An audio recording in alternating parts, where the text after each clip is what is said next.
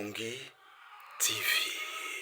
Ce jeudi 4 mai 2024, le président du conseil municipal, député maire de la ville d'Ifundou, a tenu à faire un point de presse devant toute la presse locale et les autorités politico-administratives de la commune d'Ifundou en guise de célébration de l'an 1 de sa prestation de serment en qualité d'officier d'état civil. Cette date marque les 2 ans de sa prise de fonction en tant que maire de la ville. Et il a tenu à expliquer quelques faits posés par la mairie d'Ifundou depuis la mise en place de ce nouveau bureau du conseil municipal. Nul n'est pas point besoin de se lancer dans des bilans. Nous allons vers la presse pour nous adresser à la presse, au cadre que vous êtes, pour rappeler qu'il y a 1 an que nous sommes aux commandes de cette belle ville d'Ifundou. Et comme l'a dit le présentateur, il serait intéressant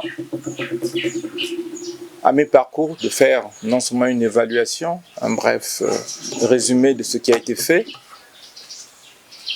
et beaucoup plus à vous de poser des questions, d'avoir des éclaircissements, de creuser et de connaître les perspectives et les points de vue.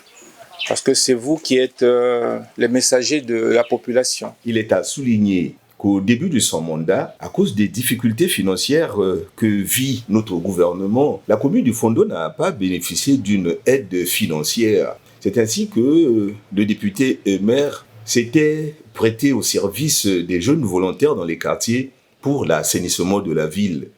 Et pour ceux qui vivent dans la commune d'Ifundou, vous pouvez passer un peu partout et vous constaterez des caniveaux, l'abattage de quelques arbres, fruits de ces jeunes volontaires. Les tout premiers mois de notre action, compte tenu des difficultés financières du pays, la municipalité n'a bénéficié pratiquement d'aucun financement dans ce domaine. Mais nous ne sommes pas restés les bras croisés. Il y a eu des initiatives communautaires, donc de la population, des jeunes, qui ont pris la résolution de m'accompagner dans cette tâche d'assainissement de la ville d'Ifundou. Vous avez vu que certains quartiers ont été entièrement drainés de caniveaux pour pouvoir faciliter le drainage d'eau, principalement l'eau de pluie. La grande difficulté d'Ifundou est que du côté des berges, la ville est surélevée. Et à l'ouest, vers la forêt, la ville est plus basse, donc en forme de vase, c'est un creux qui se forme. Or, cette eau qui vient soit de la forêt, de la pluie, il faut l'amener plutôt vers le fleuve.